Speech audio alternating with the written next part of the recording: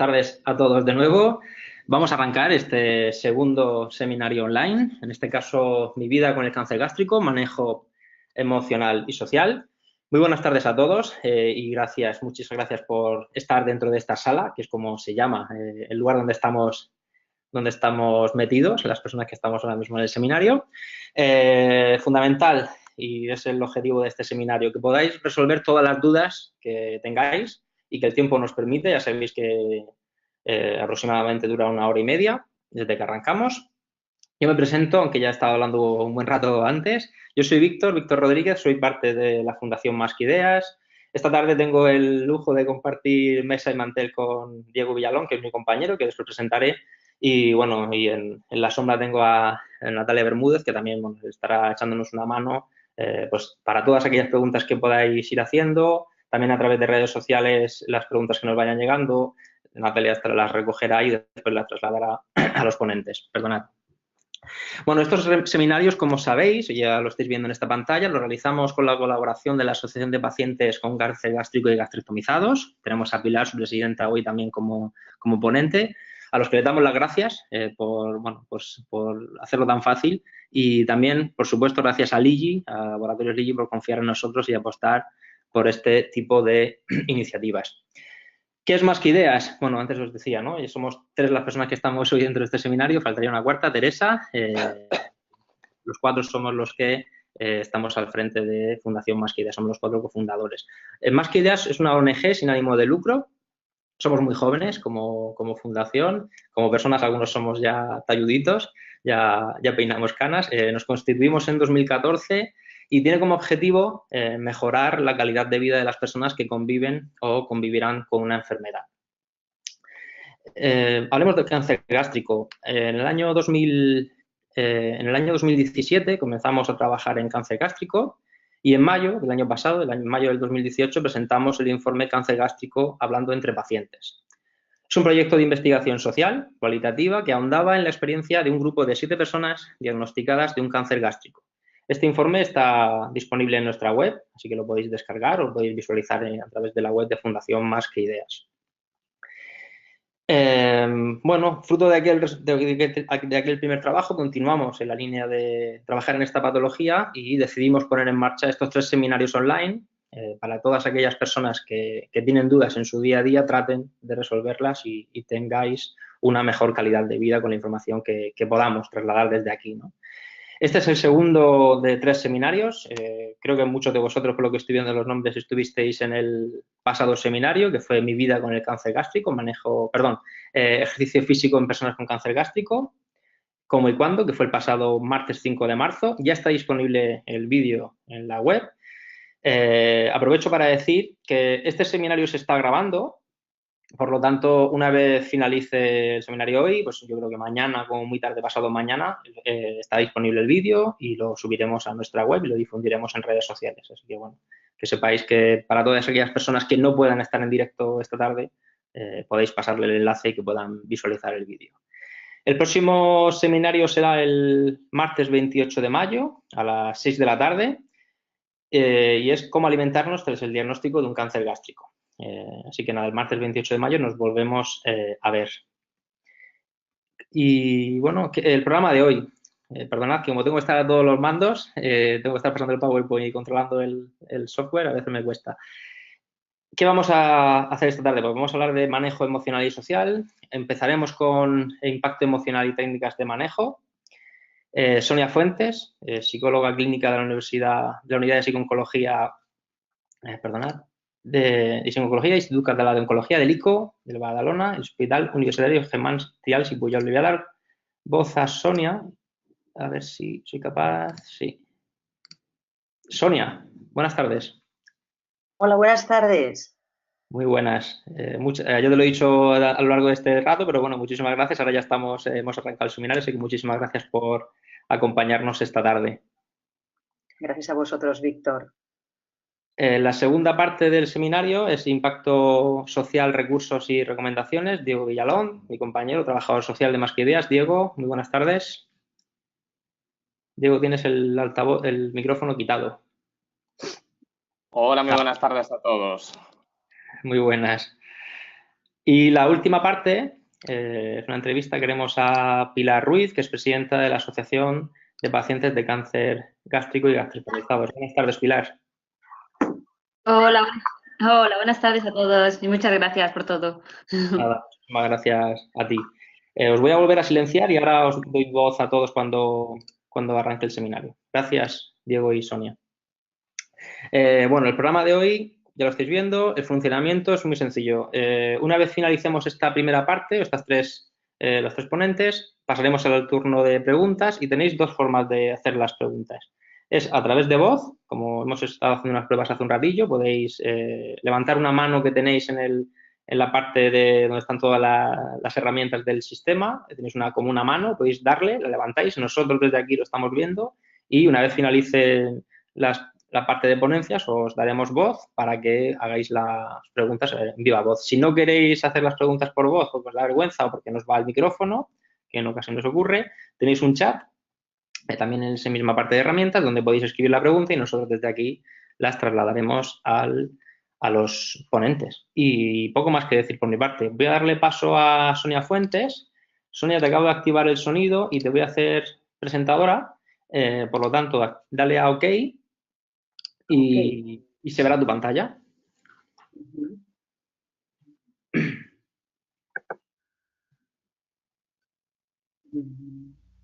¿Está perfecto ya? Sí. Es que no encuentro lo que... No encuentro lo que... Ahora. Disculpar. Ahora. ¿Está ya? Sí. ¿Sí? Ya estamos viendo tu pantalla. Vale, lo podemos poner a pantalla completa. Vale, ya está, ya puedo pasar yo las diapos.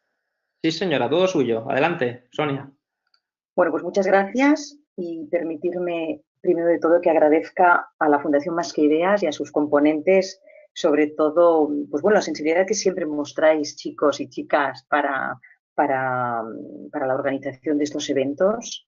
También aprovechar para agradecer a la Asociación de Pacientes que estáis al lado en estos seminarios y también a este empoderamiento que cada vez vais asumiendo más y más, porque pienso que es muy necesario que, aparte de lo que los profesionales de la oncología podamos hacer en los hospitales, en las consultas, etcétera, etcétera, pues el empoderamiento de los propios pacientes. Esto, desde el punto de vista psicológico, creo que es crucial. ¿De acuerdo? Por lo tanto, bueno, daros la bienvenida y sobre todo agradecer también a los demás oyentes y participantes. Espero, pues bueno, la paciencia que vais a tener escuchándome. Vale, sin más paso, he intentado desarrollar un poco el tema del impacto emocional y las técnicas de manejo. Vale. Bueno, como sabéis, pues el diagnóstico de cáncer gástrico no siempre es fácil, al contrario, es una tarea difícil, compleja, ya que muchas veces los síntomas que aparecen en un primer momento pueden valorarse por la persona que los está sufriendo, como unas molestias o unos síntomas puntuales, ocasionales, y en muchos casos pueden pasar y suelen pasar desapercibidos, ¿vale? Es decir, todos podemos atribuir un dolor de estómago a una mala digestión, haber comido pues algún alimento o bebido alguna bebida que no estamos acostumbrados a hacerlo o habernos pasado de la raya. Y muchas veces también, pues, las molestias gástricas, los dolores, la tensión, el estar hinchado, etcétera, etcétera, muchas veces también solemos atribuirlo a lo que llamamos los nervios, ¿vale? Por ejemplo, siento el estómago contraído, tengo dolor de estómago, y no es nada extraño que digamos, bueno, es que he pasado una semana con nervios o con lo que estamos pasando, no me extraña que me sienta así toda tensa por dentro. Esto, más que nada, para ilustrar y para ayudar a la reflexión de que el diagnóstico muchísimas veces es complicado y que, por lo tanto, se puede alargar en el tiempo. Es decir, pueden pasar días, pueden pasar semanas hasta que los equipos no hayan puesto un nombre y apellidos a la enfermedad y al tipo concretamente de tumor, ¿vale? Esto no nos ha de extrañar por la complejidad de la patología. Por otro lado, y a consecuencia de ello, tanto la persona afectada, al paciente, como la familia o el entorno que lo rodea, puede sentir en esos momentos una ansiedad elevada y malestar emocional. Sí que es cierto que en muchos países y en muchos centros hospitalarios o centros de salud existen circuitos de diagnóstico rápido. No ocurre en todas partes del mundo, ya nos gustaría, pero sí en países que tienen más recursos económicos, pues sí que hay organizados estos circuitos de diagnóstico rápido, que lo que hacen es facilitar el acceso a las pruebas diagnósticas y evitar los tiempos de espera innecesarios. También con el objetivo de ayudar a disminuir la ansiedad que los tiempos de espera de resultados, me refiero, conllevan. ¿De acuerdo? Por lo tanto, podemos decir el momento y el periodo diagnóstico, desde el punto de vista psicológico, el síntoma más característico, el más relevante, será la ansiedad. Por lo tanto, no nos tendrá que extrañar encontrar a la persona que sufre estos síntomas y el cáncer gástrico, aunque no lo tenga etiquetado, más nervioso de lo normal, más tenso, incluso más enfadado, más molesto, más lábil, más vulnerable, en resumen.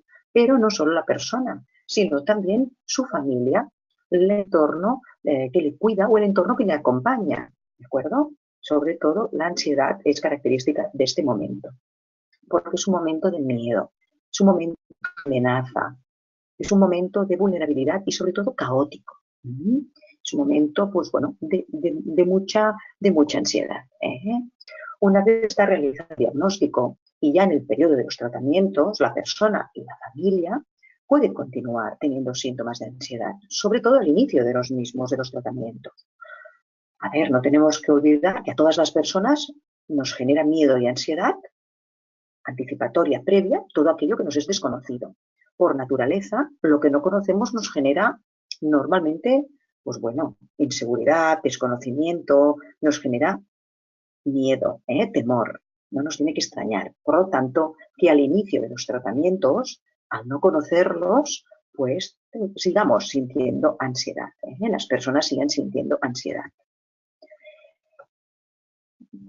Poco y a medida que los tratamientos ya se van iniciando y ya se van repitiendo, porque si algo son los tratamientos oncológicos, son cíclicos repetitivos, la persona afectada irá adaptándose poco a poco a la situación. Aquí hablamos de adaptación. Poco a poco nos vamos acostumbrando y por lo tanto la persona se va adaptando. En este momento, cuando la adaptación empieza ya a sentirse y empezamos a sentirnos un poco más cómodos y un poco como más seguros en estos nuevos escenarios, la ansiedad suele disminuir.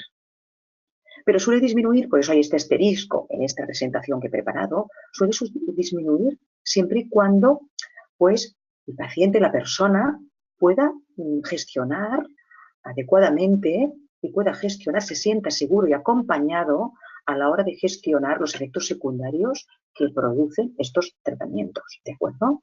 Pueden incluso llegar a desaparecer la ansiedad que se sufre en un primer momento. Y, evidentemente, como estamos hablando de las emociones y del psiquismo humano, pues esa ansiedad puede disminuir de forma importante, pero fijaros que van apareciendo otras emociones como son la tristeza, la pena, el pesar, que todos ellos van relacionados con estos procesos de pérdida que conlleva la enfermedad oncológica y los tratamientos. Como sabéis, pues hay tratamientos que producen efectos secundarios muy visuales y que afectan a la imagen corporal, como vamos a ver. Aquí tenemos algunos síntomas que produce el cáncer gástrico. Algunos tenemos dolor, tenemos pérdida de peso, puede haber anorexia entendida como la pérdida de apetito, puede haber también una debilidad, una percepción de una debilidad real, aparte de la percepción subjetiva. Puede haber una astenia o lo que conocemos popularmente como cansancio. Es un cansancio que a veces las personas lo explican diciendo es que tengo un cansancio que parece que lo lleva enganchado en la piel.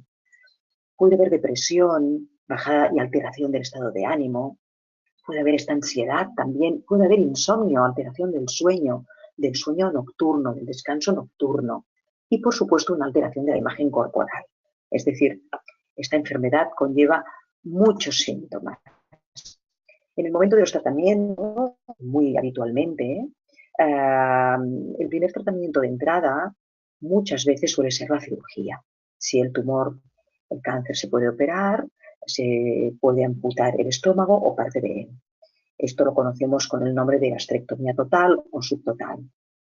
Este tratamiento, como muchos de vosotros sabéis, conlleva cambios muy importantes, cambios en el funcionamiento del cuerpo. La persona se siente el cuerpo muy alterado y diferente y extraño. y también tendrá que adaptarse a vivir con esta nueva manera de sentirse el cuerpo. Este periodo de adaptación suele ser largo. A ver, los procesos de adaptación no son rápidos, no son lentos. El ser humano, para adaptarse, requiere de tiempo. No nos tendrá que extrañar que también estos cambios sean a nivel psicológico. No tenemos que olvidar que somos un todo, no solo un cuerpo, somos un todo. Y como todo, con este enfoque más holístico, pues la adaptación será a todos los niveles. También recordar que hay otro tipo de tratamientos, aparte del quirúrgico, como puede ser la quimioterapia o los diferentes tipos que hoy en día encontramos de quimioterapias, y también el tratamiento de radioterapia. Dependiendo de los efectos secundarios que generen estos tratamientos y de cómo se gestionen estos efectos secundarios, la persona podrá tener una mejor o peor calidad de vida y un mejor o peor proceso de adaptación. Y fijaros, esta alteración de la imagen corporal que os comentaba, ¿por qué hay una alteración de la imagen corporal? ¿Por qué? Pues porque el abordaje de esta enfermedad supone muchas veces amputaciones, aunque no se vean, ¿no? Una mastectomía total y subtotal es una amputación de un órgano del cuerpo. Suponen cicatrices. Las cirugías provocan cicatrices. Estamos hablando de las cicatrices físicas, pero también podríamos aquí contemplar las cicatrices que todos tenemos, están muy dentro nuestro, bien escondidas, que son las cicatrices emocionales. Esta enfermedad y estos tratamientos también comportan cambios fisiológicos importantes, es decir, en el funcionamiento del organismo.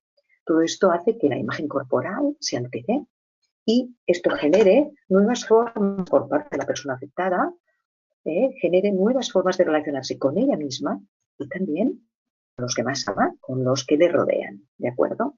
Pero fijaros, yo me he preguntado, ¿no? ¿Qué es esto de la imagen corporal? ¿Qué entendemos por imagen corporal? Aquí hay una definición que me gusta y que debería compartirla con vosotros. Esta definición nos dice que es una representación objetiva de cada persona propia, de la percepción, de cómo nos evaluamos, de la valoración y de la vivencia del propio cuerpo. A modo de resumen, que os quede que la imagen corporal es un constructo subjetivo, por lo tanto individual y propio de cada uno de nosotros. Esta imagen corporal, este concepto subjetivo, esta representación subjetiva se ve afectada cuando existen enfermedades oncológicas que implican cambios en el cuerpo y en su funcionamiento, como ocurre en el cáncer gástrico. Pero fíjate, además, la imagen está relacionada con la identidad, con la autoestima, con el sentirse atractivo físicamente, también con el funcionamiento sexual, también con la actitud que cada uno de nosotros tenemos hacia la apariencia física, hacia el estado de salud y hacia cómo pensamos que funciona nuestro físico, así como con la percepción del propio cuerpo. Y fijaros, excepto de la identidad, pero que en muchos casos también, todas las demás características y constructos, la autoestima, el sentirse atractivo, el funcionamiento sexual, la actitud hacia el estado de salud, etcétera, etcétera, todo esto también está alterado cuando una persona sufre un cáncer y cuando está pasando por tratamientos oncológicos. Y esto que parece, pues bueno, aquí lo estamos estudiando, los que lo habéis pasado, pues sabéis que es más complejo de lo que imaginamos. Por lo tanto, no os tendrá que estar para nada que durante la fase o el momento o el periodo de tratamientos oncológicos, el síntoma más característico desde el punto de vista psicológico sea la depresión. Y cuando digo depresión me refiero a un estado emocional relacionado con sentimientos de pérdida, de tristeza, de pena, que puede caracterizarse y acompañarse con llanto abundante o frecuente o ocasional, con desánimo, con pérdida de la energía y pérdida de muchas más cosas. No nos tendrá que extrañar, por lo tanto, en este momento, sentirse más triste, sentirse más desanimado. Incluso varias veces se puede uno sentir desesperado. Lo que es importante en este momento es darse cuenta que este periodo más depresivo, de bajón o más triste es adaptativo. Ha habido pérdidas importantes, aparte de las físicas ya comentadas. El tema de la pérdida del cabello sigue afectando a mujeres, a niños y adolescentes y también a muchos señores. Parece que a los hombres no les afecte la pérdida del cabello, la pérdida del pelo, pero también les afecta. Es cierto que tenemos la ventaja hoy en día de que la alopecia masculina está más tolerada socialmente que la alopecia femenina. Ya hace varios años, varias décadas diría, a través de deportistas de élite y que estaban de moda en aquel momento, yo recuerdo futbolistas que empezaron a raparse el pelo. Y entonces este hecho, junto con otros sociológicos, pero básicamente las modas de aquel momento, han ido haciendo que poco a poco, cuando vemos un señor sin pelo por la calle o a nuestro alrededor, pues toleremos mejor su apariencia, no nos llame tanto la atención y sobre todo el hecho de que no seguimos asociando la alopecia masculina con la quimioterapia o con la enfermedad oncológica. Es una suerte para los señores, para los caballeros, pero no ocurre así con las mujeres. Para las mujeres todavía se asocia de una mujer pelona, sin pelo, todavía seguimos asociando de forma automática y colectivamente la alopecia con la quimioterapia o con la enfermedad oncológica. Como os decía, lo que es importante en este momento, en esta fase o en este periodo de tratamientos, es diferenciar estos síntomas tristes de pérdida adaptativos, característicos de este periodo, de lo que llamaríamos la depresión patológica. La depresión como enfermedad mental que requiere, necesita de unos tratamientos y de un abordaje multidisciplinar, activando también la ayuda de los psiquiatras. Por otro lado, vamos a ver qué técnicas o qué herramientas tenemos para poder manejar un poco estas situaciones. Importantísimo y clave, cooperación y colaboración. Es de gran importancia la relación médico-paciente que se pueda establecer y también la confianza en todos los miembros del equipo, especialmente con el equipo enfermero, puesto que el equipo enfermero y el paciente y la familia harán un tándem indispensable para, entre todos, manejar mejor los efectos secundarios de los tratamientos. Y esto repercutirá en una mejor calidad de vida, en un mejor estado de ánimo. Conocer la enfermedad es importantísimo. Conocer qué nos pasa. Informarse mediante los profesionales del equipo. Principalmente es lo que recomendamos. Si tenéis dudas, si tenéis preguntas, hacerlo a vuestro oncólogo referente, hacerlo a vuestro médico referente. Abordar al médico, abordar al enfermero, a la enfermera, abordar al profesional que tenéis cercano para preguntarte lo que necesitáis. Podría ser que no sepan o no tengan respuesta a todas las preguntas que les hacéis, pero importante favorecer la comunicación.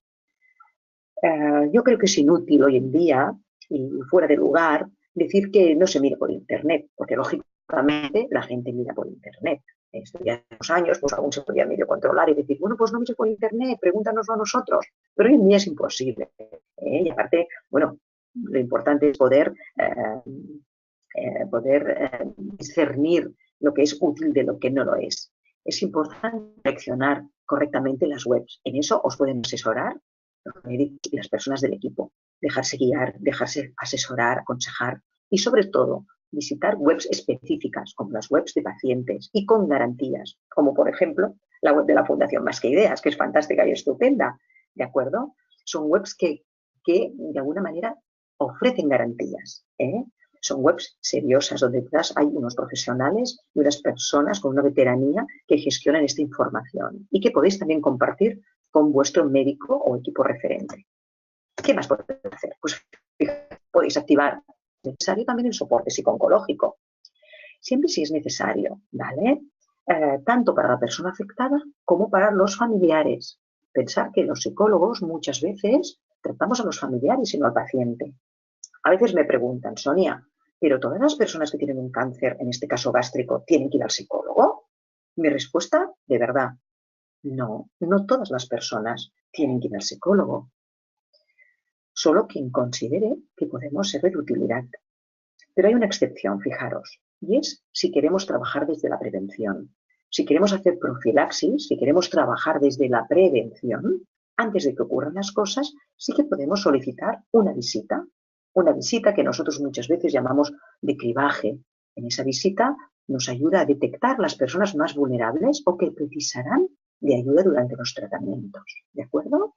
Pero fijaros que hay personas que tienen sus propios recursos o tienen un entorno sociofamiliar que a lo mejor les es muy favorable, o todo junto, y toda esta configuración cristaliza en un soporte y en un afrontamiento pues, sano que hace que la persona no precise del soporte psicológico, ¿de acuerdo? Del especialista. Es decir, que esto dependerá de cada persona, ¿vale? Y por otra parte, que sepáis que hay el soporte psicológico individual. Hablamos de soporte individual cuando se dirige al propio paciente, la propia persona afectada, pero también hay soporte grupal. Grupal quiere decir que hay psicólogos que hacen psicoterapia grupal. De hecho, hoy en día, en algunas localizaciones de cáncer, como es por ejemplo en el cáncer de mama, pues se desarrollan programas de psicoterapia online. Concretamente, el Instituto Català d'Oncologia tiene un programa de soporte online y de psicoterapia online dirigido a mujeres con cáncer de mama. Pero poco a poco esto se va desarrollando y podrá beneficiarse pues, personas que tienen cáncer en otras localizaciones. ¿De acuerdo? ¿Qué más podemos hacer? Bueno, desde mi punto de vista, pues es importantísimo que tengamos un poco supervisadas a las personas que tienen o que presentan antecedentes a nivel psicopatológico. Personas que han sufrido previamente su cáncer, que han sufrido depresiones, ansiedad, fobias, algún tipo de trastorno mental. Estas personas, de alguna manera, muestran tener un tipo de vulnerabilidad mental que posiblemente se puede beneficiar del soporte psicológico, ¿de acuerdo? Para ellas sí que, desde mi punto de vista, puede ser clave el solicitar una visita para valorar y ver si es necesario un soporte continuado a lo largo de los procesos oncológicos o después para afrontar mejor la enfermedad y prevenir recaídas de esos síntomas psicológicos.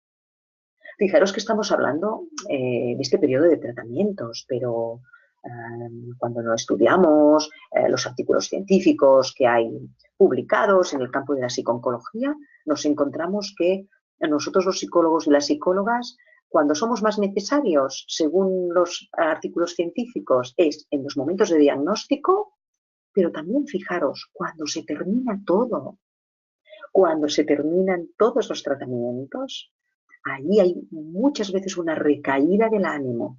No os asustéis si os ocurre o si veis que le ocurre a vuestro ser querido. No es extraño, pero sí que es un buen momento también para pedir ayuda al psicólogo. Es importantísimo en este tipo de patología el soporte nutricional y dietético. Este sí que es desde mi punto de vista muy prioritario. Que lo activéis o que, hablándolo con vuestro médico, con vuestro equipo de enfermería, valoréis si es necesario interconsultar o acudir, porque sí que se altera todo el tema de la nutrición.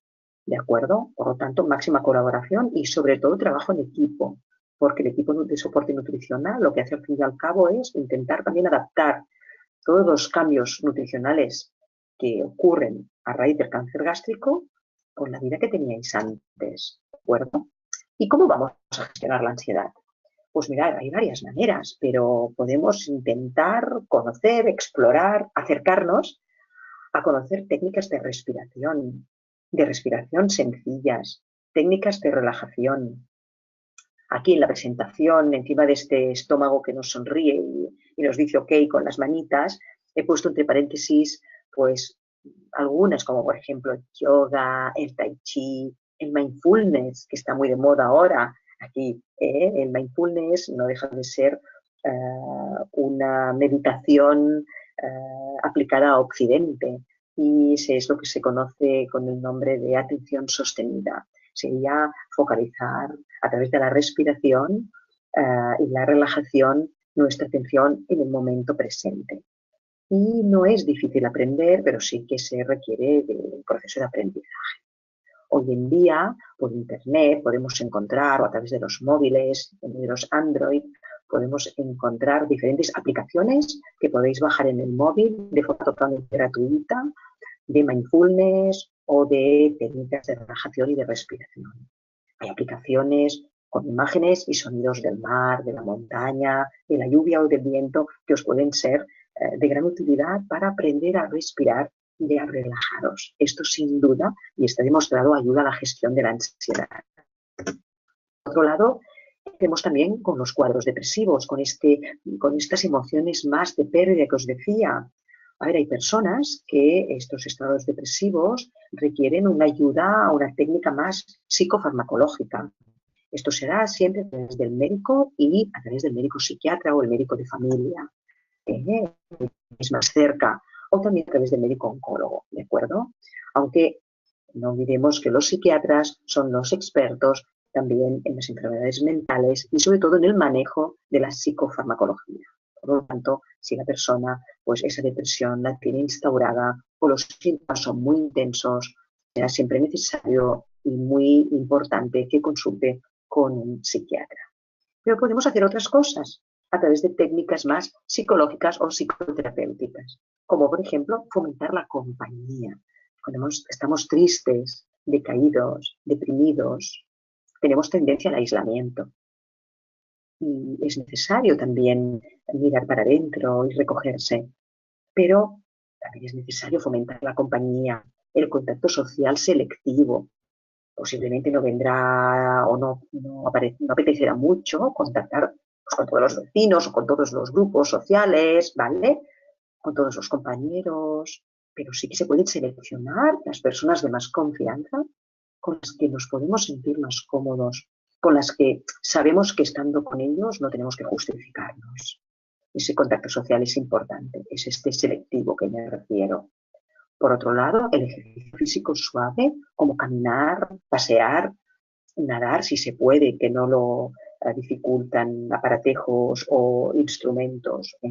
Nadar suavemente, meterse en remojo, en una piscina, ir a un mar, a un río, dejarse acariciar por el agua. Todo esto nos ayuda y nos repercute en una mejora del estado de ánimo.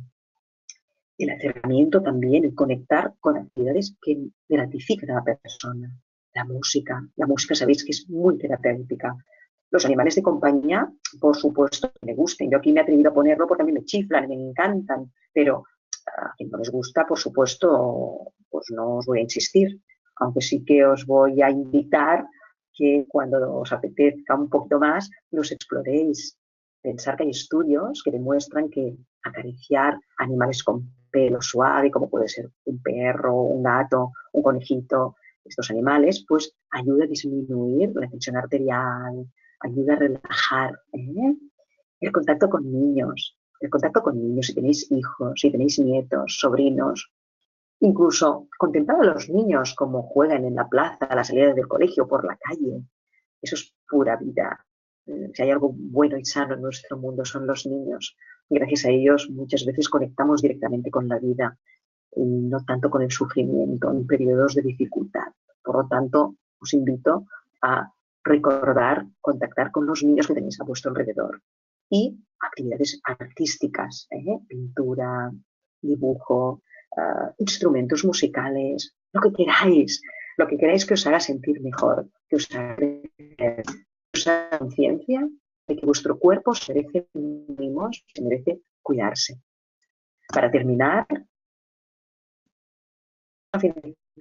pues con unas palabras que desde mi punto de vista he elegido porque creo que os pueden aportar y nos pueden aportar a todos un rayo de luz, pero sobre todo para las personas que estáis ahora con estos procesos o que los habéis vivido y también para las familias. Son unas palabras que pertenecen a Albert Camus y que dicen así: en medio del odio me pareció que había en mí un amor invencible. En medio de las lágrimas me pareció que había dentro de mí una sonrisa invencible. En medio del caos me pareció que había dentro de mí una calma invencible. Me di cuenta, a pesar de todo, que en medio del invierno había dentro de mí un verano invencible. Y eso me hace feliz, porque no importa lo duro que el mundo empuje en mi contra. Dentro de mí hay algo mejor empujando de vuelta. Bien, os agradezco mucho la atención y espero que hagáis muchas preguntas y sobre todo que os cuidéis muchísimo. Un abrazo muy grande a todos. Muchas gracias. Muchísimas gracias, Sonia. Como siempre es un placer escucharte. Así que nada, luego ya sabes que las preguntas al final. Vamos a darle paso ahora a mi compañero Diego. Voy a darle voz en primer lugar y voy a compartir su pantalla. A ver si soy capaz. Ahí está. Diego, ¿nos escuchas? Perfectamente. Estoy ahora, acabo de aceptar compartir mi pantalla. Lo tenemos, ya lo tenemos. Vale, veis mi primera diapositiva, ¿verdad? Creemos que esta es la primera. Perfecto, pues empezamos. Pues gracias, Víctor. Nada. Buenas tardes a todos y en primer lugar quiero daros las gracias a todos los asistentes que habéis decidido pasar un rato con nosotros y confío realmente, como decía también Sonia y Víctor, que podamos resolver las dudas que tengáis y que podamos salir pues un poquito más fortalecidos todos en el día de hoy. Y gracias también a Sonia, porque siempre es un placer escucharla y por este primer repaso del impacto emocional y psicológico y también por darnos esas herramientas, estas famosa caja de herramientas que a todos nos sirven, pues, sobre todo para hacer frente a las dificultades que pueden surgir.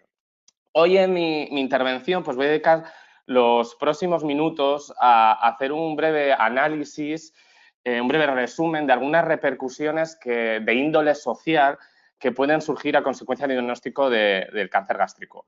No sé si estaréis de acuerdo conmigo que es más habitual, son más conocidos las repercusiones físicas de un cáncer gástrico a consecuencia de la enfermedad, lo sabéis perfectamente, a consecuencia de la enfermedad o de los tratamientos, pues puede dar lugar a algunos síntomas o efectos secundarios como la diarrea, por ejemplo, el dolor, pérdida de peso, mucositis, reflujo, etcétera, que forman parte un poco de la esfera física, si bien también tiene implicaciones en la esfera emocional y social.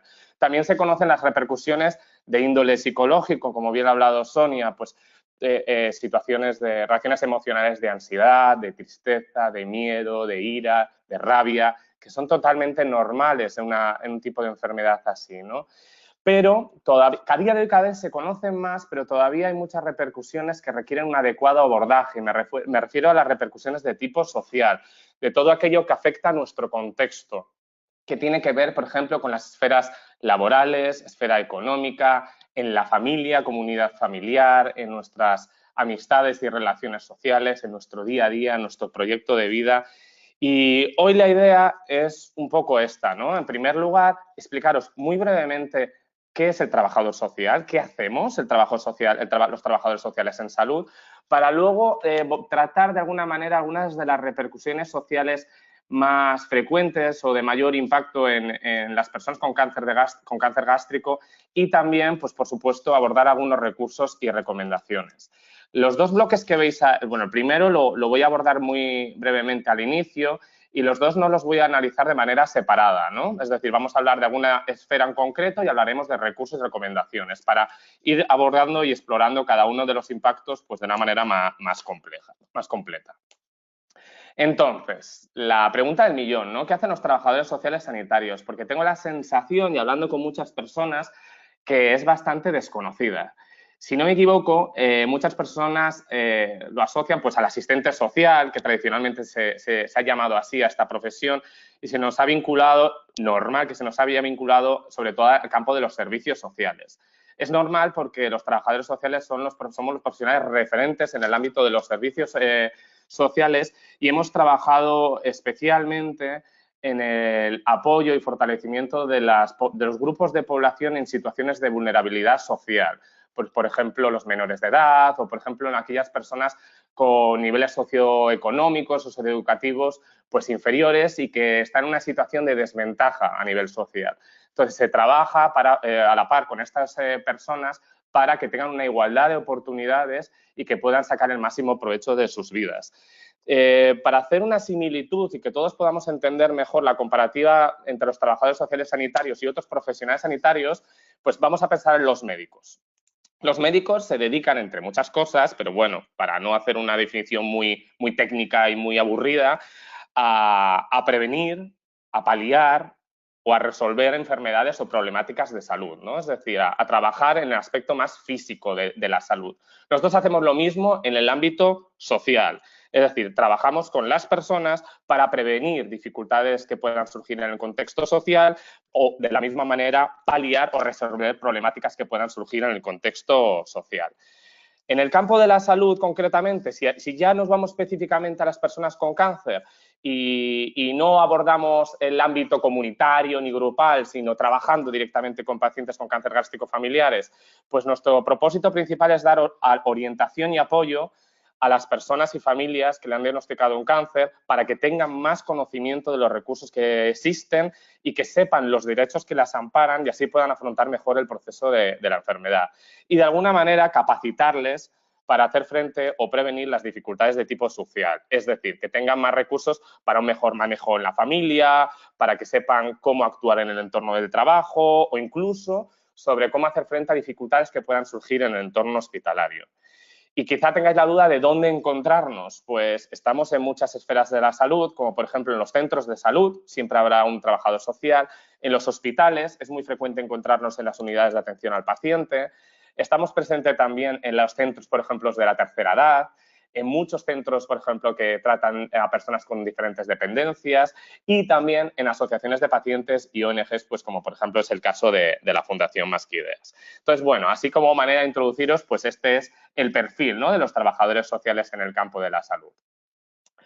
Una vez que nos diagnostican un cáncer, en este caso cáncer gástrico, puede haber un impacto en diferentes esferas o contextos que giran en torno al paciente. En este caso, he querido destacar estas, ¿vale?, por una cuestión de tiempos, pero luego, como va a haber posibilidad de preguntas, pues estoy más que abierto a que me preguntéis de otros ámbitos, ¿no? Pero creo que es muy importante abordar el impacto que pueda ocasionar la enfermedad en la unidad familiar, también en nuestro círculo de amigos y en las relaciones sociales, también en nuestras actividades del día a día, en nuestros planes y proyectos y también en la esfera profesional.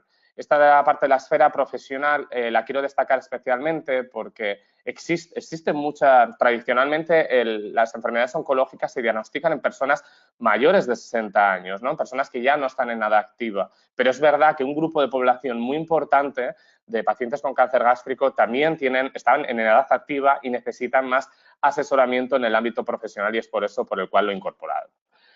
Entonces, empezamos por la familia. Ya lo ha tocado y lo ha comentado Sonia, pero me gustaría desgranarlo también un poquito más. Y es que a nivel familiar suceden cambios y repercusiones. En primer lugar, hay un impacto emocional lógico, normal y natural en los miembros de la unidad familiar. Yo siempre diré lo mismo, es decir, es muy lógico sentirse triste cuando te diagnostican un cáncer, es lógico tener miedo.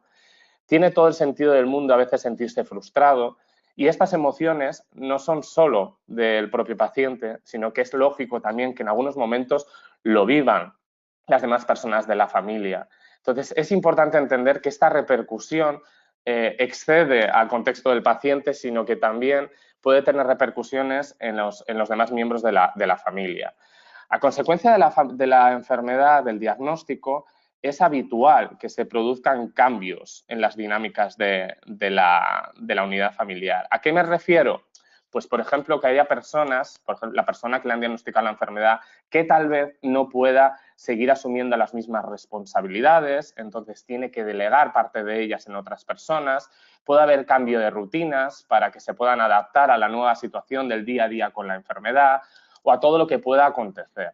El hecho de que haya repercusiones en ello, en las dinámicas, no significa que sea negativo, todo lo contrario. Es decir, al final, cuando sucede un problema, una dificultad en nuestra vida, es normal activarnos y buscar maneras de adaptarnos a esa situación. Entonces, que se produzcan cambios no hay que verlo como una forma negativa, sino que es adaptarnos a la nueva situación. También puede haber repercusiones en el rol del cuidador, ¿no?, que es algo que lo habréis oído muchísimas veces y es que ¿qué sería de este país sin las personas que cuidan, ¿no?, a las personas que tienen problemas de salud? Y sí que es verdad que hay que estar muy atento a las personas, sobre todo a esas personas que son cuidadores principales y que normalmente son las parejas de los pacientes, en la mayor parte de los casos. No en todos, pero sí que en muchos. Y ahí se pueden dar casos que pueden dar origen a dificultades, como por ejemplo sobreprotección. Cuando queremos proteger en exceso al paciente y estamos pendiente constantemente de él o de ella, también puede producirse una sobrecarga, es decir, que las personas cuidadoras asuman y se pongan sobre los hombros muchas responsabilidades y que pueda dar pie pues, a un cansancio físico, emocional, un agotamiento que puede dar origen a una claudicación, que la claudicación familiar pues, hace referencia a una sensación que pueden tener los miembros de la familia de que ya no se sienten capaces de dar respuesta a las necesidades o demandas del paciente, porque se sienten exhaustos y están sobrecargados. Entonces, por todo ello, es frecuente que, más que frecuente, pueden darse diferentes situaciones en la unidad familiar. Es frecuente encontrar familias que refieren estar más cohesionadas, que les haya fortalecido de alguna manera estas experiencias, pero también puede darse la situación contraria, de que haya un distanciamiento. Puede dar origen a resiliencia, es decir, personas que se crecen ante la adversidad y que esta situación pues, les enseña otros enfoques, otras maneras de vivir, a una nueva escala de valores, o también puede dar lugar a trastornos de tipo psicológico en algunas personas de la familia que requieran pues, atención psicológica, como bien comentaba Sonia. Ante esta situación, darme un segundito que no me pasa así. ¿Qué podemos hacer? Pues mi primera propuesta, comunicación. Siempre defenderé como profesional del ámbito psicosocial el valor de una buena comunicación fluida entre los miembros de la familia. No siempre es fácil porque puede haber situaciones de irritabilidad, puede haber muchos miedos, puede haber personas que estén en diferente proceso de aceptación, pero en la medida de lo posible siempre defenderé que haya procesos de comunicación en la familia lo más fluidos y abiertos posible. ¿Qué significa eso? Pues en la medida posible que facilitemos la libre expresión de las emociones y las preocupaciones, porque hay que normalizar las emociones. A veces tenemos miedo a escuchar a que una persona que queremos mucho nos diga que se siente triste o que tenga miedo, pero es muy importante dar la oportunidad a que nos lo puedan trasladar y dar la oportunidad a que nosotros lo podamos trasladar. Porque hay que normalizarlo, es un proceso adaptativo a la nueva situación y podemos ayudarnos a unos y a otros. Y si vemos que la intensidad de las emociones está dificultando mucho nuestro día a día, pues que podamos animarnos a acudir a profesionales del ámbito psicosocial. Es importante que en la unidad familiar no subestimemos pues, los problemas o necesidades de los diferentes miembros de la familia, porque a lo mejor lo que le preocupa a una persona es distinto a lo que le preocupa a otro y todo importa y lo importante es no subestimar ni dar prioridad a unos u a otros, sino simplemente escucharnos y fomentar este espíritu de equipo, en el sentido de que todos importamos y no todos tenemos que aportar lo mismo. Quiero decir, a lo mejor hay una persona en la unidad familiar que decide coger la iniciativa y hacer un apoyo mucho más exhaustivo al paciente o asumir más responsabilidades, y hay otros que quizá menos.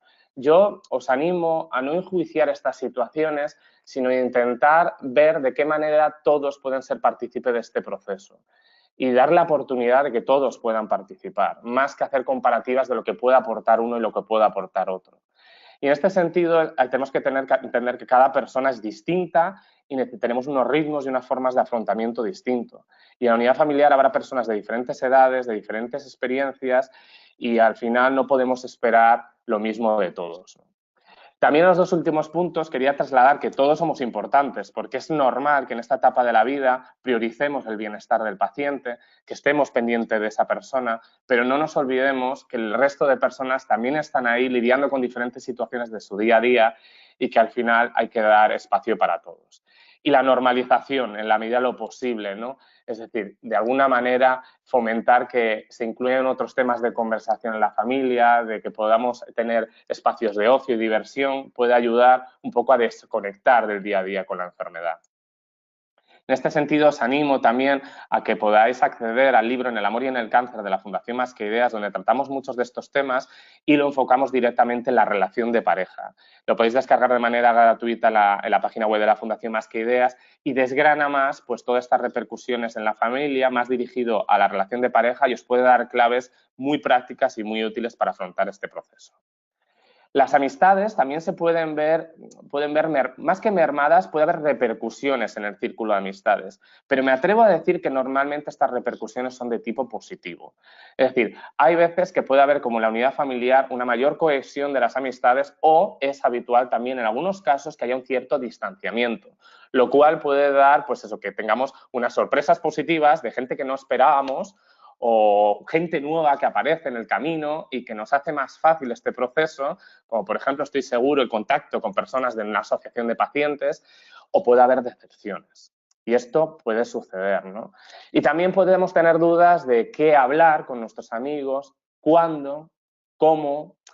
Entonces, aquí pueden surgir diferentes dudas que yo lo que os planteo es, en primer lugar, normalizar.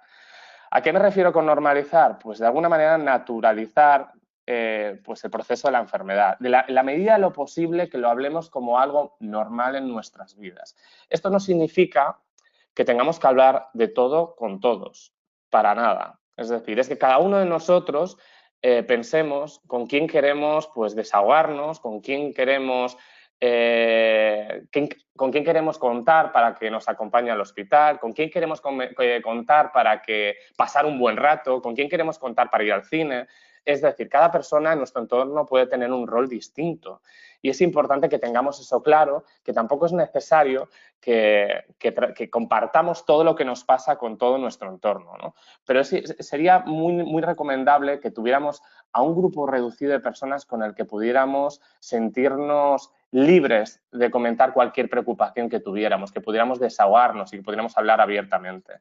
Es importante el hecho de que haya personas gestoras de la información. No sé si os habrá pasado pues que de repente tenéis la sensación que tenéis que trasladar mucha información a muchas personas, porque las personas están interesadas en vuestra salud. Contar con personas que hagan ese enlace muchas veces surgen de manera natural, pero puede ayudar un montón. Y también pedir ayuda si lo necesitamos. A veces nos da miedo pedir ayuda, pero coger el teléfono y pedir ayuda a un amigo, pues es muy importante, porque a veces tenemos unas expectativas que no se cumplen porque no trasladamos a la gente lo que necesitamos. Y yo os animo a verbalizarlo y decir a la gente lo que esperamos y lo que necesitamos de ellos.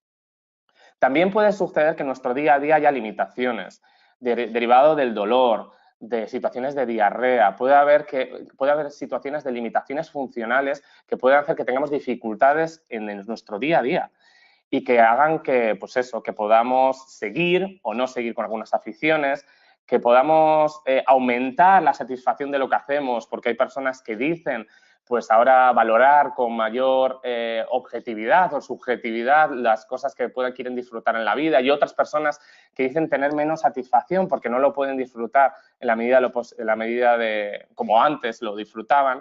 Y también puede haber la influencia externa, las normas subjetivas, que hacen referencia pues a esa percepción que tenemos de las presiones externas. Quiero decir, el qué dirán o qué pensarán los otros si hago esto o lo otro.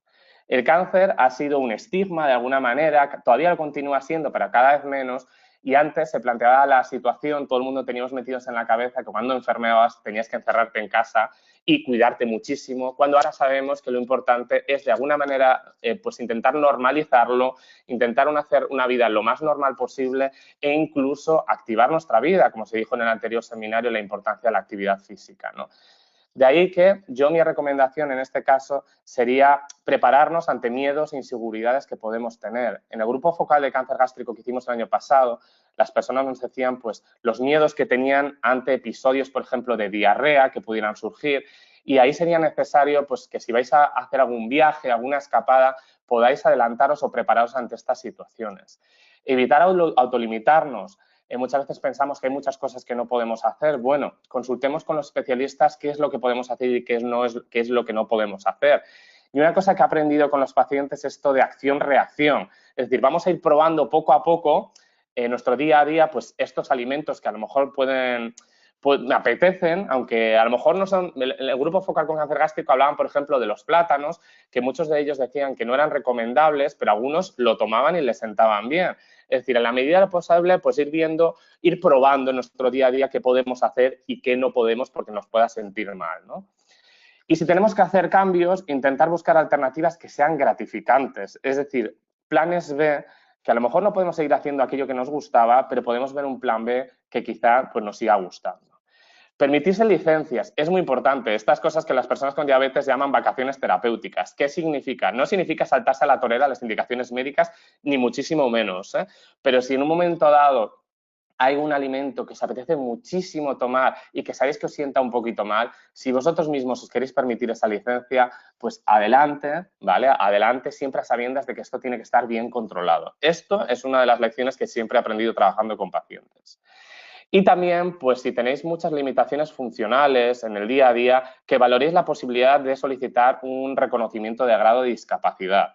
Esto lo podéis solicitar en los centros de servicios sociales de vuestras ciudades, ¿vale? Y como bien sabéis, ahí van a hacer una valoración de las limitaciones que tenéis y que si en el caso de que superen el 33%, pues os otorgarán el certificado de discapacidad, lo que os dará acceso a diferentes beneficios de tipo económico, social y que si queréis más información luego estaré encantado de ofrecerosla.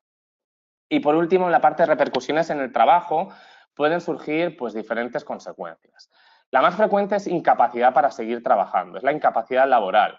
La situación en la que la capacidad de una persona para realizar un trabajo se encuentra reducida o mermada a causa de una enfermedad o accidente.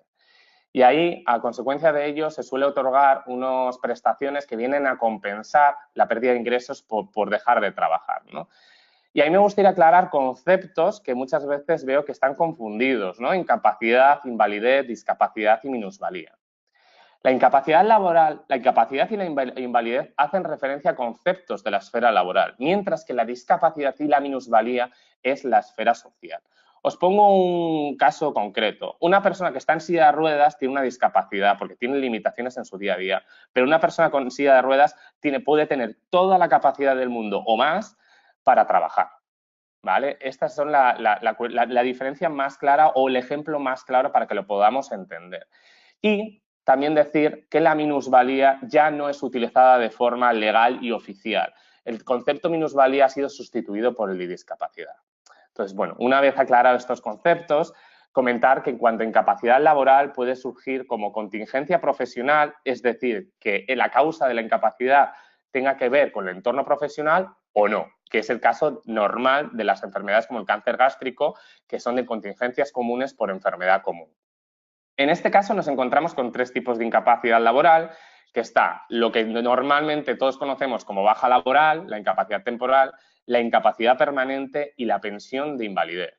Las dos primeras son contributivas. Queremos decir, bueno, esta información está más dirigida a las personas residentes en España, porque antes he oído que había una persona que vivía en Venezuela, entonces ya siento que a lo mejor esta información pues no se puede adaptar a tu situación, pero bueno, si podemos luego ayudar en algo, encantados, ¿vale? Entonces, las dos primeras requieren una cotización previa, es decir, requiere haber trabajado un mínimo de tiempo.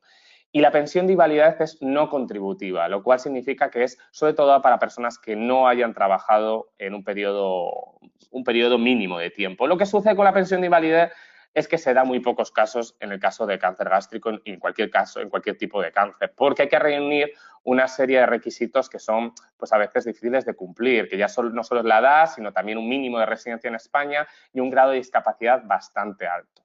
A lo cual hay que añadir pues que la familia no supere un nivel de renta, un nivel de ingresos concreto.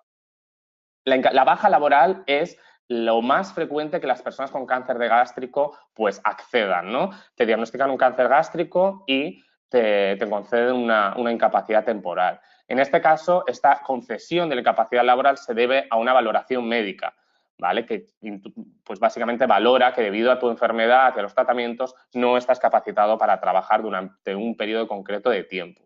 Y ahí, pues bueno, como podéis ver, la cuantía pues varía entre el primer, segundo y tercer día de la baja no se cobra, pero luego las bases reguladoras, el tanto por ciento, pues varía en función de los días.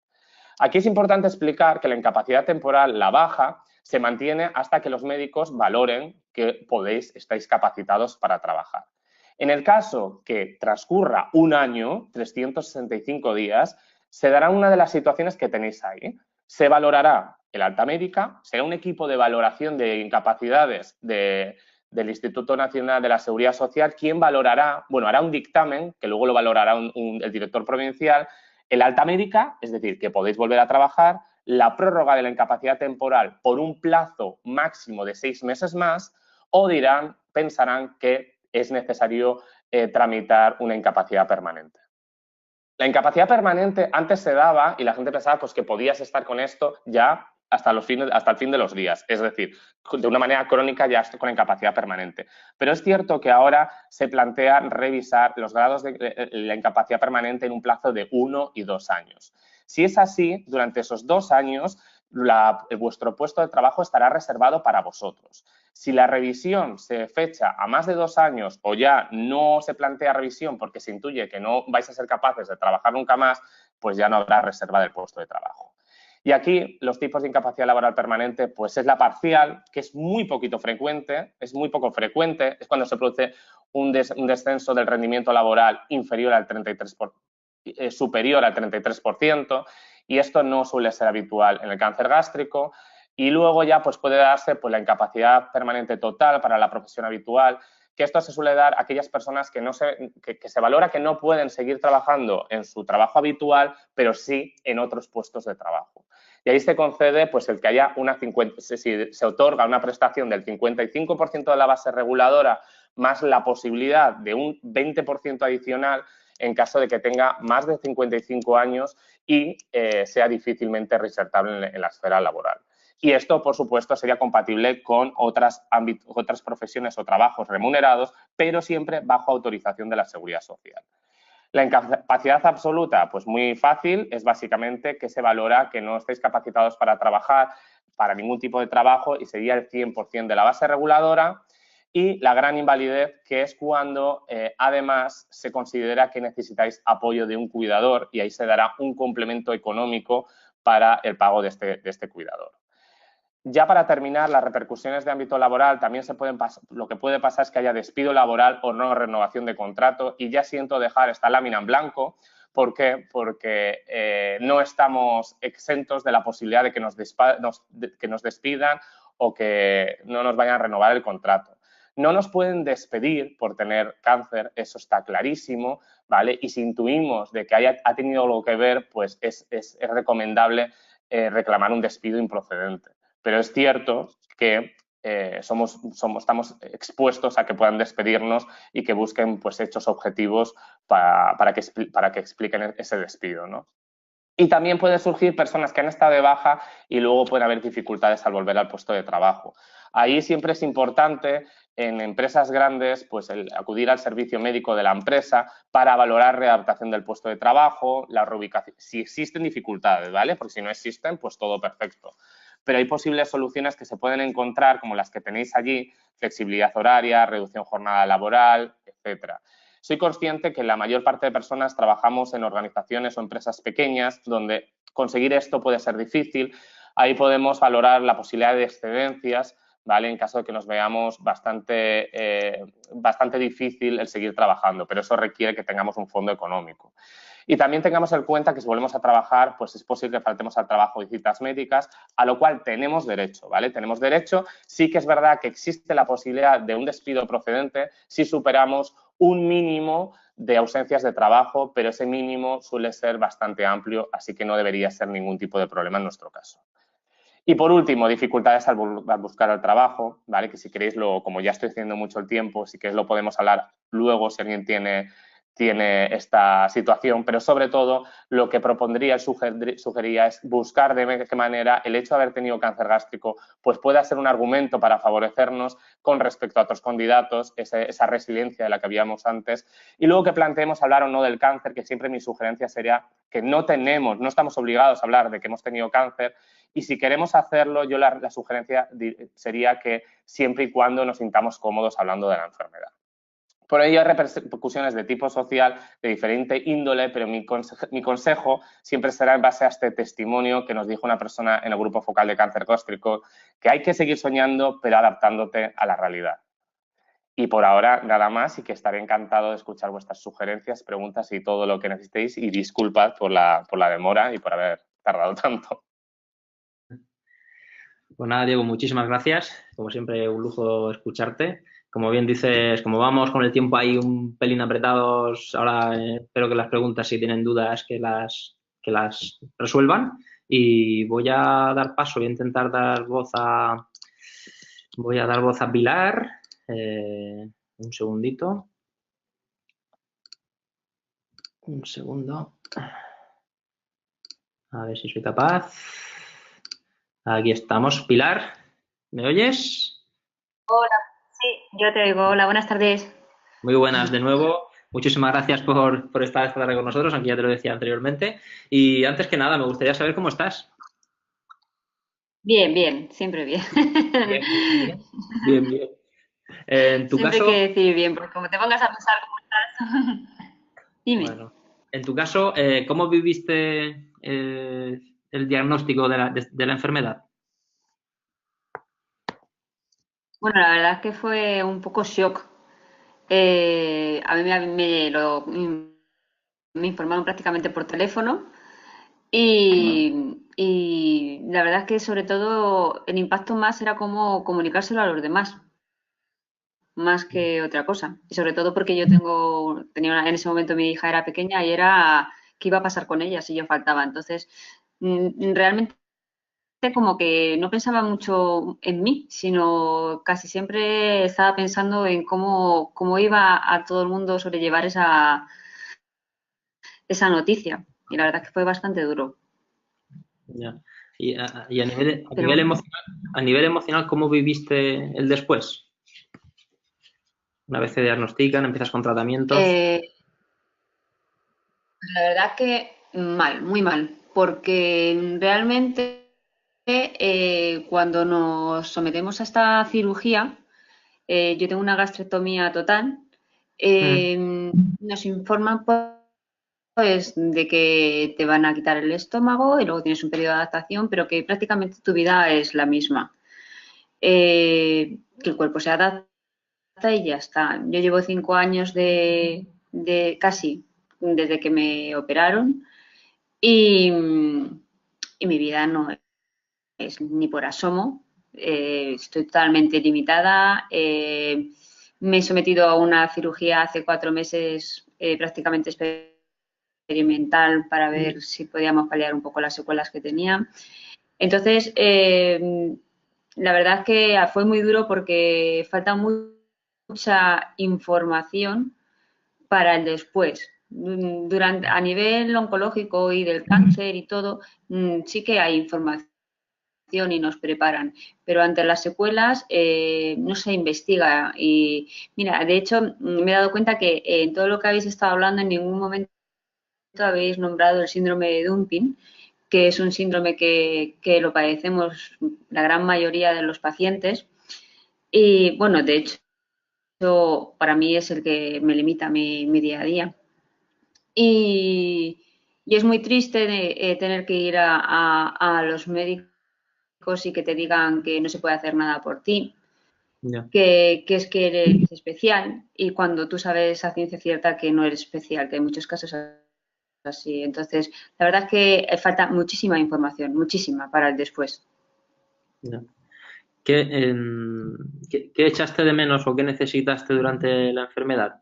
Al margen de todo, bueno, pues imagino que toda la parte médica más o menos está controlada, pero algo que echaste de menos, que necesitaste,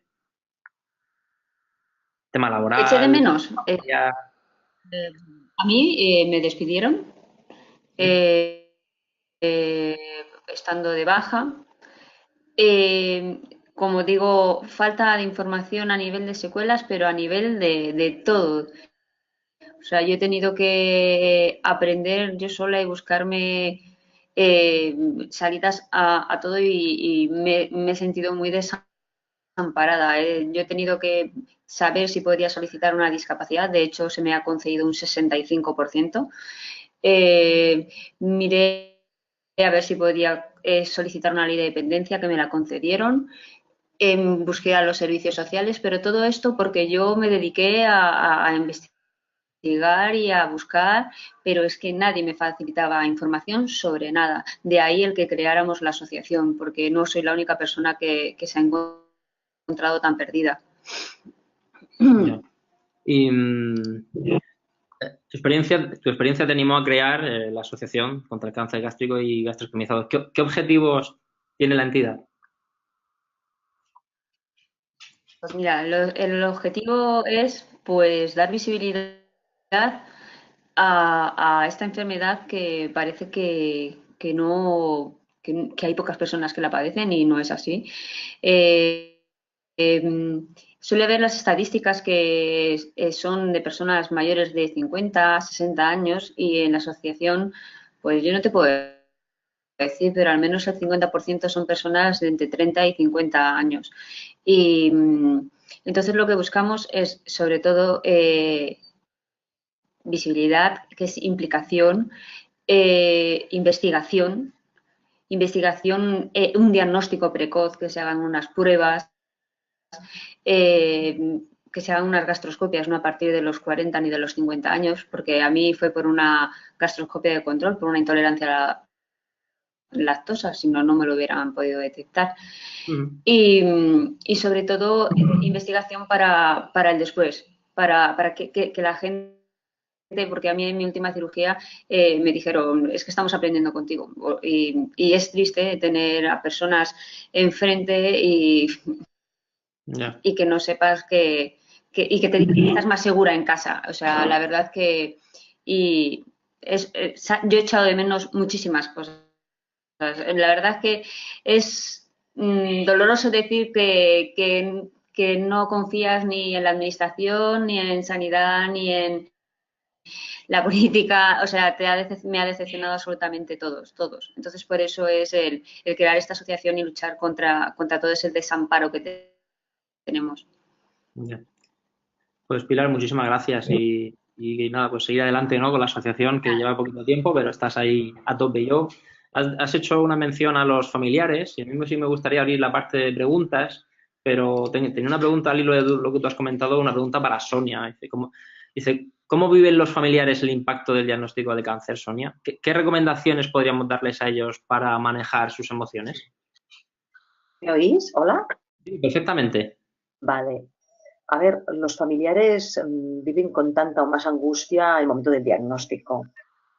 A ver, a modo de recomendaciones, hacer piña, es decir, estar juntos, sobre todo comunicarse, como bien decía tanto Diego como Pilar, ¿no? El hecho de que la comunicación es clave en esos momentos, el sentir las diferentes emociones y tolerarlas. Es un momento, como os he comentado antes, de angustia y de preocupación y de miedo. Y sobre todo, pedir ayuda si es necesario, compartir. Estos procesos no se pueden llevar en solitario.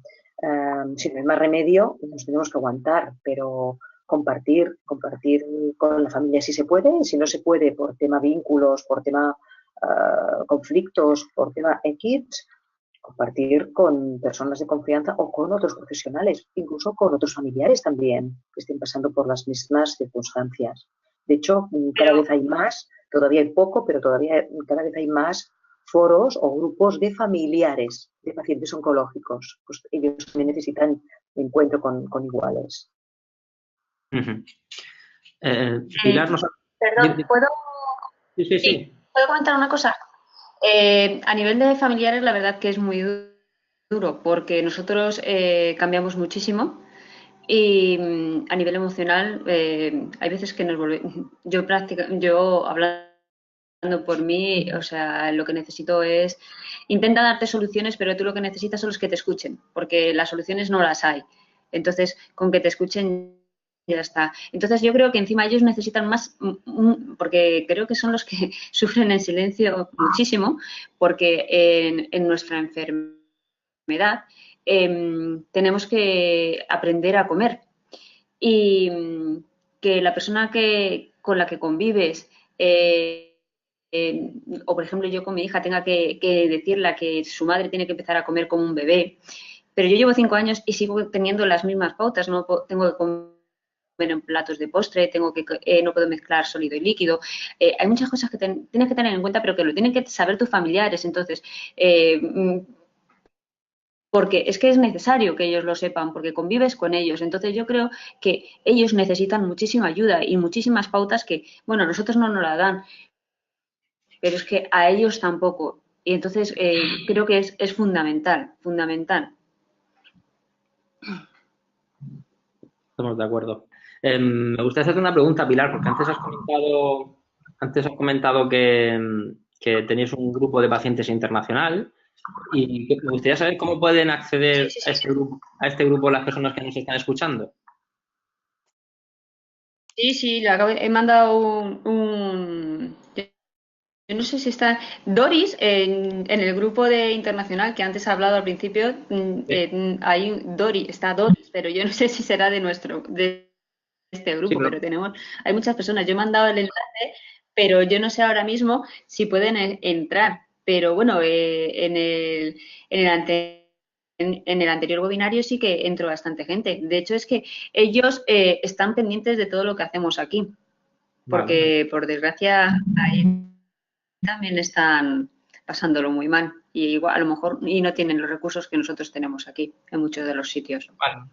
Vale, yo únicamente eso, como decías que tenías un grupo, pues, alguna forma de contactar o de cómo accedíais y cómo se podría, otros pacientes que nos puedan escuchar, no ahora, sino las personas que, como decía antes, el vídeo este se queda grabado. Sí, yo lo cuelgo luego. Yo he colgado dos, tanto en el grupo de apoyo de Facebook como en el de la asociación, que es a nivel internacional, y luego en dos grupos que tengo a nivel de WhatsApp, otro internacional. También les he mandado el enlace, o sea que si pueden y pueden conectarse lo van a hacer, y si no, todo luego nos reclaman que pongamos el enlace. La verdad es que en el anterior, ya te digo, que hubo comentarios muy positivos de él. Vale, entonces a través, bueno, pueden contactar con vosotros a través de las redes sociales o a través de vuestra página web. Yo tenía una pregunta y, bueno, aprovecho para decir que todos los asistentes que estéis en la sala podéis hacer preguntas. Sí que nos está llegando alguna por chat, pero si queréis que os demos voz, únicamente, como sabéis, levantad la mano y os abro el micrófono para que habléis. En cualquier caso, si mientras que no entran preguntas, tengo dos que me están entrando, ahora las daré, pero sí tenía una pregunta para Diego. Estamos hablando del impacto emocional y social que produce el diagnóstico de un cáncer, pero también podríamos hablar del impacto económico que se produce en el entorno del paciente y por tanto, en la familia de este, ¿no? ¿Hay algo que se pueda hacer al respecto, Diego? Pues sí. Quiero decir, las repercusiones económicas están ahí. Hay pacientes que no les afecta su bolsillo, pero sí que diferentes estudios han determinado claramente un impacto económico que es especialmente dañino, sobre todo para los grupos de población con una situación socioeconómica inferior, ¿no? Entonces, este impacto económico puede ser por un descenso de ingresos, claro, por lo que pueda suceder. Por ejemplo, Pilar ya nos comentaba el hecho de que la habían despedido de su trabajo, o puede ser por un mayor aumento de los gastos. Gastos por compra de medicamentos, gastos por traslado al hospital, gastos por servicios privados sanitarios. Entonces, es frecuente que las personas, las familias, no lo valoraría como un impacto económico a nivel individual, sino que la unidad familiar se vea mermado. Entonces, en cuanto a qué podemos hacer, pues en primer lugar, a nivel de ingresos, valorar el tema de la discapacidad, porque si bien no otorga una prestación, sí que te puede dar acceso a beneficios fiscales o a reducción de precios en transportes, etcétera, y ahí se puede paliar. Y luego, si estamos hablando de situaciones en que la renta económica de la familia es bastante vulnerable, pues acudir al trabajador social de servicios sociales para valorar diferentes pensiones o prestaciones. Y también sí que valoraría la manera en que se pueden reducir estos gastos, ¿no? Los gastos que puedan ocasionarse en el día a día. Y para mí, antes ha dicho Pilar una cosa fundamental, es la información. Para mí la información es poder. Y conocer tus derechos y los recursos que existen pueden darte acceso a muchas oportunidades sin tener que pagar. Quiero decir, hay muchas veces que pagamos por una segunda opinión médica cuando la segunda opinión médica es un derecho en España y podemos acceder a ellos a través del sistema público. Hay veces que se paga por acudir a los consejos genéticos cuando en los hospitales también se puede acceder a ellos. Hay veces que tenemos que trasladarnos a otras comunidades autónomas para hacer pruebas diagnósticas o para cosas, pruebas médicas, etcétera, y tendríamos que ser conscientes de que hay prestaciones por reintegros de gastos por desplazamiento. Y también aconsejaría pues investigar con los trabajadores sociales de las asociaciones de pacientes los recursos que hay, por ejemplo, atención psicológica, que hay personas que a lo mejor no tienen el poder adquisitivo para acudir a un psicólogo de pago, pero sí que es verdad que en hospitales o asociaciones de pacientes se pueden acudir a este profesional o incluso a profesionales de la nutrición. Y por último, simplemente decir, cuidado a los productos milagro, que normalmente el único impacto que tienen en nuestra vida es en el bolsillo. que muchas veces es normal que acudamos porque tenemos miedos y de repente viene alguien con un interés comercial en vendernos alguna historia, pero normalmente esto no tiene ninguna repercusión más que un impacto negativo en nuestro bolsillo. Entonces, basarnos en la evidencia y en los consejos de los profesionales sanitarios. Sí, sí, sin duda los productos milagro dan mucho miedo y hay que alejarse de ellos. Muchas gracias, Diego. Voy a darle voz a Doris, que antes hemos estado hablando con ella, que nos hablaba desde Colombia. Y Doris, mira a ver si Hola, ya estás. sí señor, aquí estoy escuchándolos. Gracias. Sí. Le cuento, mi edad, 60 años, gracias a Dios, antes de que me declararan el cáncer, unos 6 meses antes me habían dado ya lo de la jubilación, gracias a Dios pues más o menos salí, pero como ustedes comentan, el gasto del bolsillo para una segunda opinión médica, eso siempre... aquí la parte de la enfermedad no lo cubre, entonces uno lo saca. A veces cuando no hay convenio, también tiene que disponer del bolsillo de uno, como decimos acá, para ir a citas médicas. La parte emocional en mi caso fue también muy fuerte porque al año o año y medio, mi hija en un control también de endoscopia, resultó que le salió cáncer de tiroides. Entonces fue para nosotros un impacto, pues terminar conmigo, hasta ahora estaba terminando conmigo el procedimiento mi hija cuando le dicen a ella. Fue muy doloroso para nosotros. El cáncer mío, mi familia sí lo supo, mis familiares, mis amigos, pero en este caso de mi hija, ella quiso ocultarlo porque ellos sufrieron mucho con lo mío. Entonces solamente quien dice, pues pasamos el mal rato entre las dos, pero gracias a Dios todo fue muy bien. Y emocionalmente, pues sí, a veces me veo frente a un espejo y me veo muy delgada, aunque soy baja de estatura y pues no pasaba de 46 kilos cuando entré al quirófano.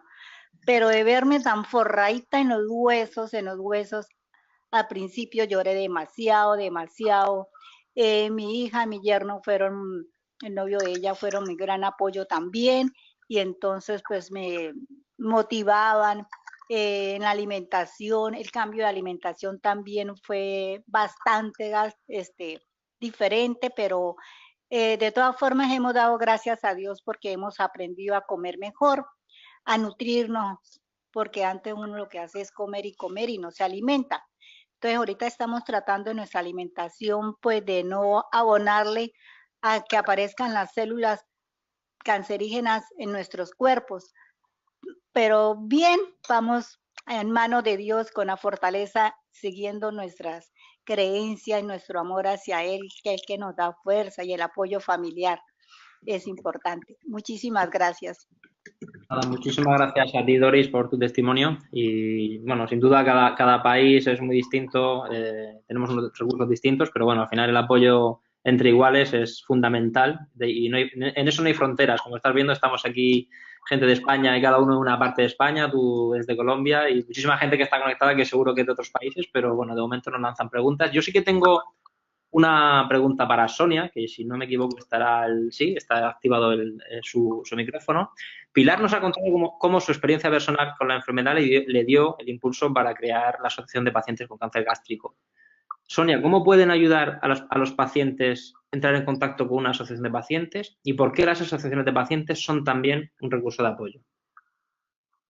Desde mi punto de vista, por el tema del testimoniaje, porque por mucho que hayan profesionales especializados en la atención, en este caso al paciente con cáncer gástrico, realmente solo las personas que han sufrido y han vivido una situación como esta son capaces de comprender todos los aspectos que sufren las personas que lo están pasando en este momento.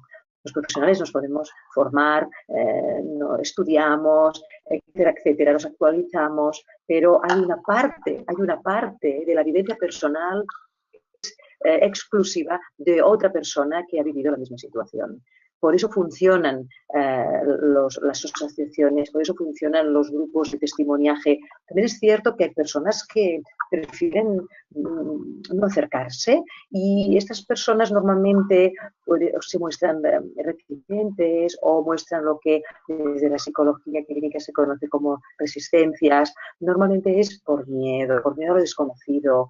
A ver, una asociación de personas afectadas siempre es un recurso importante. El saber que uno no está solo, que no es el único en el mundo que le ocurre eso, ayuda a naturalizar y a normalizar esa enfermedad y esa situación. Y sobre todo, a aprender nuevas maneras y conocer nuevas herramientas de vivir a partir de ese momento. Como Pilar o Pili muy bien comentaba, hemos estado hablando de muchas cosas, pero no hemos nombrado para nada el síndrome del dumping, ¿no? O del vaciamiento, de la evacuación gástrica rápida, ¿no? Y es verdad, pienso que tal vez si hubiéramos sido, en lugar de trabajador social y psicóloga, hemos sido médico o enfermera, a lo mejor hubiéramos pensado en tratar este síndrome. Hay muchas cosas que nos dejamos y el tiempo es limitado, pero las asociaciones de personas afectadas... Sonia, perdona. Sí. Perdona, Sonia, ¿qué va? No tiene nada que ver que sea psicóloga ni trabajador social. Hay médicos que no saben lo que es un síndrome de dumping. Ese es el problema. Yo nunca puedo reclamar ni puedo decir a una persona que, pues, por ejemplo, a ti, una psicóloga que no haya nombrado el síndrome de dumping, ni se me atreve, bueno, es que ni se me ocurre decir nada de eso, sino me refiero que lo que es triste es que un propio médico no sepa qué es eso, o que te digan que eres diabética cuando realmente los síntomas que estás teniendo son síntomas producidos por un síndrome de dumping, no es porque eres diabética de golpe. Pero Pilar, de alguna manera expresas una necesidad y lo importante es poder recoger esa necesidad y poder buscar una respuesta. Entonces, las necesidades las muestran las personas que estáis viviendo día a día con estas situaciones. De ahí la importancia en crear estos espacios de comunicación entre clínicos y pacientes y personas afectadas y sus familiares. Bueno, yo os agradezco mucho este compartir de esta tarde. La verdad es que me llevo también un aprendizaje. Muchas gracias. Nada, muchísimas gracias. Lamentablemente tenemos que ir cortando ya porque estamos sobre la hora prevista. Antes que nada, quería hacer una de las personas que está asistiendo a este seminario online hacía un comentario con respecto a una labor social, que él comentaba que hay una labor social importante por todos los asistentes pues, a este tipo de seminarios, este seminario de esta tarde, que es difundir este tipo de actividades, ¿no? Entre nosotros y dar a conocer a las asociaciones de pacientes. Yo creo que es fundamental, pues eso, que se difundan este tipo de seminarios o otro tipo de jornadas que se hagan no desde Fundación Más que Ideas, sino de cualquier asociación o cualquier entidad seria, profesional que trabaje para dar respuesta a las dudas que tengamos o las que tengáis los pacientes con cáncer gástrico, ¿no? Yo creo que es una labor fundamental. Vamos a ir finalizando, como os decía. Agradezco a Sonia, a Diego y a Pilar el rato que habéis, de manera altruista, habéis compartido con nosotros. Y, bueno, antes de finalizar, sí que me gustaría, deciros que hay un error que antes he cometido, que la fecha del próximo seminario online, antes decía que era el martes 28 de mayo, ha sido un error mío, perdón, es el miércoles 29 de mayo. Os podéis inscribir ya a través de nuestra página web, igual que habéis hecho para conectaros a este seminario. Y nada, hablaremos sobre cómo alimentarnos tras el diagnóstico de un cáncer gástrico. Lo podéis ver aquí a través de la pantalla. Y Paula Jiménez Fonseca será la persona, la oncóloga médica, y además es una muy querida por Fundación Más que Ideas, una gran profesional la que nos atenderá esa tarde. También, como aprovechando este momento de final de este seminario, pues la importancia de unirnos, de sumar. En este caso, pues bueno, si queréis haceros socios de Más que Ideas, como algunas de las personas que asistieron hace un par de semanas al seminario online, que sí que se han sumado a Fundación Más que Ideas, y si no, bueno, podéis sumaros también a la Asociación de Pacientes con Cáncer Gástrico o a aquella ONG que os sintéis cómodos y que creáis que puede representaros y trabajar para mejorar vuestra calidad de vida. Ya sabéis que os recibiremos con los brazos abiertos y, como dice el lema, ¿no? Si queréis ser el cambio o ser el cambio que queréis ver en el mundo. Y poco más, que muchísimas gracias a todos. Muchísimas gracias a los asistentes que habéis estado esta tarde aquí. Nos habéis aguantado hasta esta hora y media a todos los que estamos. Y Diego, Pilar y Sonia, si queréis despediros, voy a daros el sonido ahora mismo. Ya estáis activos. Ahí estáis. ¿Queréis decir algo antes de finalizar? Pues yo, por mi parte... Yo quería dar las gracias... Habla, Diego. No, tú primero, Pilar. No, yo quería daros las gracias a todos, a la Fundación Más que Ideas, que siempre nos apoyáis, siempre contáis con nosotros, a Sonia, que ha sido un placer, y bueno, Natalia, que siempre está pendiente. La verdad que muchísimas gracias. Gracias por contar siempre con nosotros y gracias por darnos esta visibilidad que yo creo que antes no se nos estaba dando, y desde que habéis empezado con estos proyectos nos estáis ayudando muchísimo. Gracias de todo corazón, de verdad. Gracias, Pilar. El placer es nuestro y además ya sabes que bueno, yo creo que esto va de sumar y o sumamos entre todos o va a ser difícil llegar a los objetivos, ¿no? Yo creo que esto va de sumar, el mundo va de sumar. Así que gracias. Diego, perdona que te han cortado. Tira. Nada, dos frases rápidas, simplemente decir que aquí estamos para hacer proyectos que se necesiten y que necesiten las personas con cáncer gástrico y sus familiares. Entonces, cualquier persona que nos esté escuchando ahora en directo o grabado y tiene alguna sugerencia de acciones, proyectos o cuestiones que deberíamos trabajar, por favor, contactar con nosotros o con la asociación, por supuesto, de cáncer gástrico para hacérnoslo llegar y nos ponemos manos a la obra. Gracias, Diego. Y yo finalmente quería también despedirme de todos vosotros, agradeciéndoos, pero muchísimo, muchísimo este compartir, de verdad. Muchas gracias y también a las personas que nos están escuchando y que desde sus casas pues han participado con el apoyo, conectándose y sobre todo transmitir seguir trabajando para seguir compartiendo y seguir viviendo. Un abrazo muy grande a todos. Muchísimas gracias, Sonia. Ya sabes que es un placer tenerte en nuestras cositas que hacemos. Ya son muchos años que nos conocemos y es un lujo tenerte aquí. Muchísimas gracias a todos y como decía, nos vemos no me quiero equivocar, el 29 de mayo a las 6 de la tarde, hora española. Nos vemos para hablar de cómo alimentarnos tras el diagnóstico de un cáncer gástrico. Muchísimas gracias y hasta la próxima. Gracias. Adiós. Adiós, adiós.